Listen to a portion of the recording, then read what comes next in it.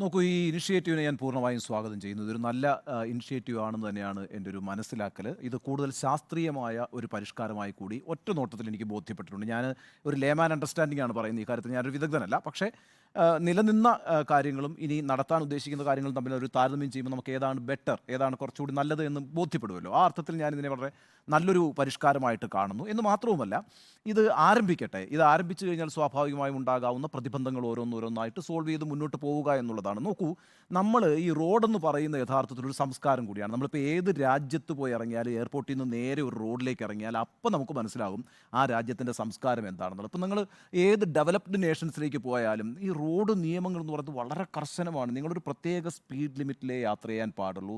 നിങ്ങൾക്ക് ഓവർടേക്ക് ചെയ്യാൻ പാടില്ല. പിന്നെയാണല്ലോ റാഷ് ഡ്രൈവിങ്. ഓവർടേക്ക് തന്നെ പാടില്ല.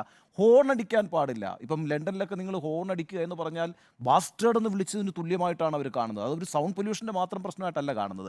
അതുമാത്രമല്ല, ഈ പെഡസ്ട്രിയൻസിൻ്റെ കാര്യത്തിനകത്ത് ഇപ്പോൾ വഴിയാത്രക്കാർക്ക് എത്രയേറെ ബഹുമാനമാണെന്നറിയോ യൂറോപ്പിലൊക്കെ ആളുകൾ കൊടുക്കുന്നത്.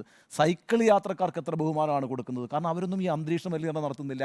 അപ്പോൾ അങ്ങനെയൊക്കെയുള്ള വലിയ ബഹുമാനം ഈ റോഡിൽ ജനങ്ങൾ പരസ്പരം കാണിക്കുന്ന രീതിയിൽ ലോകം തന്നെ വികസിച്ചിട്ടുണ്ട്. ലണ്ടനിലൊക്കെ നിങ്ങളിപ്പോൾ ഏത് രാജ്യത്ത് പോയാലും, യൂറോപ്പിൽ എവിടെ പോയാലും നിങ്ങൾക്ക് തന്നെ ഈ ലൈറ്റ് ഓണാക്കി വണ്ടി തടയാം. നിങ്ങളൊരു സ്വിച്ച് നിങ്ങൾ എല്ലാ പോസ്റ്റുകളിലുമുണ്ട്. അപ്പോൾ നിങ്ങൾക്കൊരു റോഡ് ക്രോസ് ചെയ്യണമെങ്കിൽ നിങ്ങൾക്ക് തന്നെ ആ ലൈറ്റ് ഓപ്പറേറ്റ് ചെയ്യാം.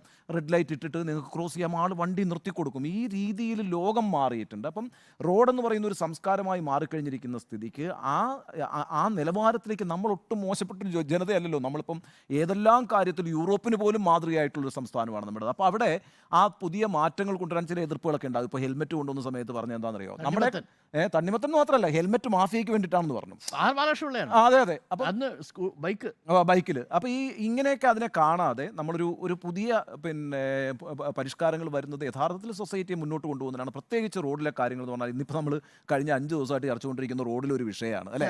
ഒരു ഓവർടേക്കും ഒരു അടിയുമായിട്ട് ബന്ധപ്പെട്ട് മേയറാണോ ശരി, KSEBിയുടെ ഡ്രൈവറാണോ ശരി എന്നുള്ള ചർച്ച നടത്തിക്കൊണ്ടിരിക്കുന്ന 4-5 ദിവസമായിട്ട് നടത്തിക്കൊണ്ടിരിക്കുന്ന ഒരു സൊസൈറ്റിയാണ് നമ്മൾ. അപ്പോൾ നമ്മൾ ഈ റോഡിൻ്റെ കാര്യത്തിൽ വളരെ ശ്രദ്ധ പുലർത്തേണ്ടതുകൊണ്ട് ആ അർത്ഥത്തിൽ ഈ പുതിയ പരിഷ്കാരം നല്ല കാര്യമാണ് എന്ന് തന്നെ ഞാൻ കരുതുന്നു. അത് നടപ്പാക്കട്ടെ. നടപ്പാക്കുമ്പോൾ ഞാൻ ആദ്യം പറഞ്ഞതുപോലെ ചില പ്രതിസന്ധികളുണ്ടാവും. ആ പ്രതിസന്ധികൾ പരിഹരിച്ച് മുന്നോട്ട് പോവുക എന്നുള്ളതാണ് ആവശ്യമായ കാര്യം. ഇതൊരു അനിവാര്യമായ പരിഷ്കാരമാണ് എന്നാണ് എൻ്റെ അഭിപ്രായം. ഓക്കെ.